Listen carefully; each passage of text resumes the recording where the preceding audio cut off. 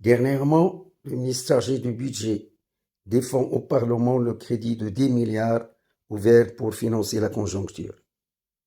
5,50 milliards de ce crédit sont destinés à appuyer le financement de l'eau, l'électricité, l'approvisionnement en eau potable et à l'irrigation, de l'Office national de l'eau et de l'électricité. L'autre partie du crédit s'élevant à 1,20 milliard est réservée au développement du secteur touristique.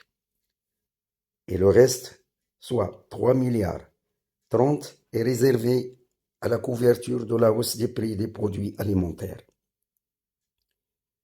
On sait que les recettes de cet office sont énormes et il a bénéficié de la part du lion du crédit, soit 5,50 milliards. Si l'office a participé par un apport à son financement, on aura besoin de moins de crédit. Le dessalement de l'eau de mer en eau potable pour l'irrigation est une solution à long terme. Depuis 2022, les hôtels et les grands restaurants ont réalisé recettes et bénéfices. Et le rapport pour financer le secteur touristique est exigé pour alléger le crédit.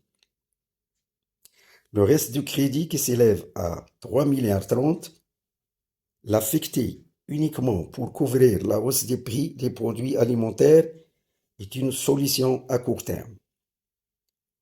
Et le même problème se reproduit une fois le crédit est épuisé.